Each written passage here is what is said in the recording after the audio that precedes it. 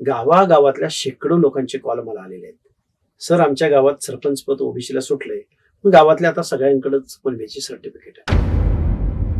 मग त्या गावगाड्यातला सुतार, लोहार, कुंभार, गावगाड्यातल्या भटक्यामधले बेरड, बेडर, रामोशी, धनगर, वंजारी, माळी, साळी, कोळी, तेली या सगळ्या लोकांचं काय होणार?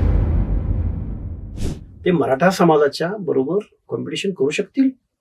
हा सामाजिक न्याय आहे महाराष्ट्रामध्ये? महाराष्ट्र पुरोगामी महाराष्ट्र म्हणून महाराष्ट्राची ओळख इथल्या राज्यकर्त्यांनी पुसलेली आहे. प्रतिगामी महाराष्ट्र म्हणून महाराष्ट्राची ओळख आता नव्यानं निर्माण व्हायला लागली. कारण ओबीसीचं आरक्षण संपणार असेल आणि मराठा समाज ओबीसीच्या जमिनीशी समांतर असलेल्या पालामध्ये जर हा मराठा समाजाचा उंट घुसला तर ओबीसींचं पाल, ओबीसींची झोपडी उद्ध्वस्त होणार आहे. आणि हा घटनाद्रोह आहे आणि हा ओबीसीच्या आरक्षणावर दिवसाढवळ्या घातलेला दरोडा आहे. आणि तो दरोडा कोण घालतय?